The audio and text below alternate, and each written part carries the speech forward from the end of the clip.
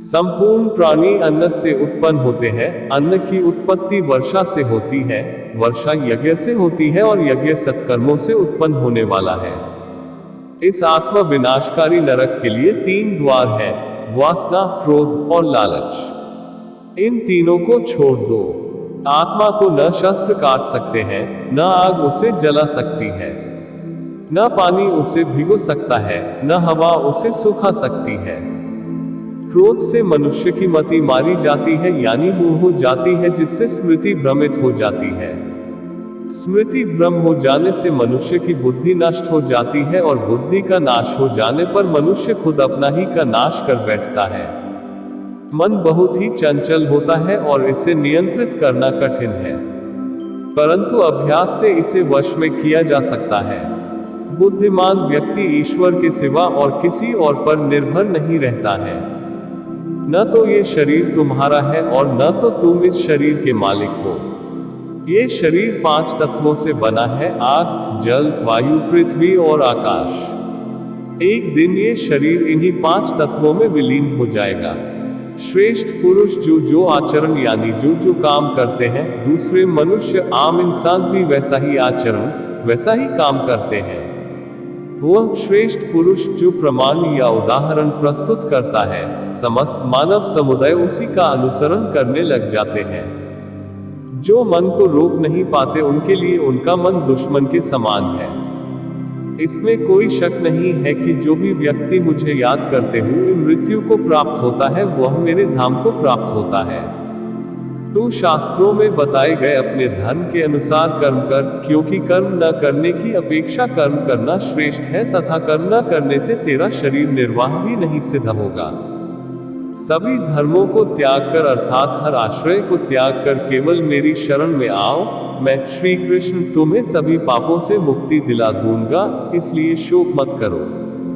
जब जब धर्म का लोप होता है और अधर्म में वृद्धि होती है, तब तब मैं श्री कृष्ण धर्म के अभ्युत्थान के लिए अवतार लेता हूँ। बुरे कर्म करने वाले नीच व्यक्ति मुझे पाने की कोशिश नहीं करें। जिनके पास कोई बंधन नहीं है, वे वास्तव में दूसरों से प्यार कर सकते हैं, क्योंकि उनका प्यार शुद्ध और दिव्य है।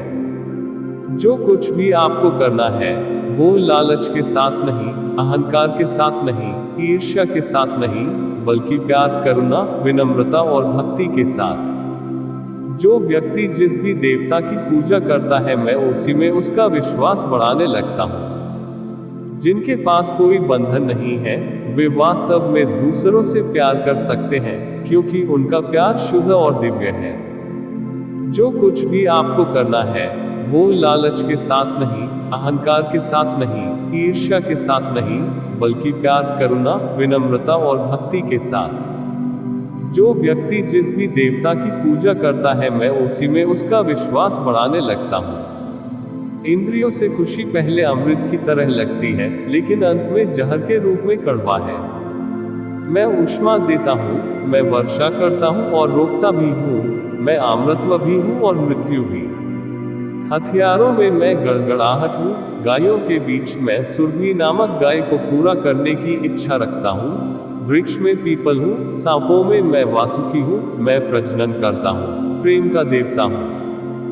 जो अविवेकी जिन ब्राह्मणों से द्वेष रखते हैं, वे मेरे शत्रु हैं। जो मनुष्य मेरी भावना से ब्राह्मणों की पूजा करते हैं, उन्हें संसार में सुख की उपलब्धि होती है और अंत में मेरे धाम के अधिकारी होते हैं। विष्णु भगवान के गुणों का श्रवण और कीर्तन, भगवान का स्मरण, पाद सेवन, पूजन, वंदन, दास्य, सख्या और आत्मसमर्पण, यही नवधा भक्ति है। अहो, मनुष्य जन्म सभी जन्मों में श्रेष्ठ है। दैहिक सुख को समान समझने वाले जिस धीर पुरुष को ये इंद्रिय और विषयों के संयोग व्याकुल नहीं करते, वह मोक्ष के योग्य है। इस संसार में ज्ञान के समान पवित्र करने वाला निस्संदेह कुछ भी नहीं है। अपने लाभ के लिए किया गया काम अज्ञानी काम, खुद के लिए सोचे बिना दुनिया के कल्याण के लिए किया गया काम बुद्धिमान काम। प्राणी कर्म का त्याग नहीं कर सकता, कर्मफल का त्याग ही त्याग है। भगवान धर्म की रक्षा के लिए अवतार लेते हैं। जब जब धर्म की हानि और अधर्म की वृद्धि होती है, तब तब मैं अवतार लेकर आता हूँ। सज्जनों की रक्षा, दुष्टों का विनाश और धर्म की पुनः स्थापना, इन 3 कार्यों के लिए मैं प्रत्येक युग में प्रकट हुआ करता हूँ। जो पुरुष शस्त्र विधि को त्याग कर अपनी इच्छा अनुसार मनमाना आचरण करता है, वह न तो सिद्धि को प्राप्त होता है, न परमगति को और न सुख को प्राप्त कर पाता है। भगवान का कोई प्रिय, अप्रिय, अपना या पराया आदि नहीं है। उसके लिए सभी प्राणी प्रिय हैं, क्योंकि वे सबकी आत्मा है। जिस प्रकार मनुष्य पुराने वस्त्र उतार कर नए ग्रहण करता है, उसी प्रकार आत्मा भी पुराना शरीर छोड़कर नए शरीर को ग्रहण करती है। जब 2 व्यक्ति एक दूसरे के निकट आते हैं तो एक दूसरे के लिए सीमाएं और मर्यादाएं निर्मित करने का प्रयत्न करते हैं। हम यदि सारे संबंधों पर विचार करें तो देखेंगे कि सारे संबंधों का आधार यही सीमाएं हैं जो हम दूसरों के लिए निर्मित करते हैं, और यदि अनजाने में भी कोई व्यक्ति इन सीमाओं को तोड़ता है तो उसी क्षण हमारा हृदय क्रोध से भर जाता है।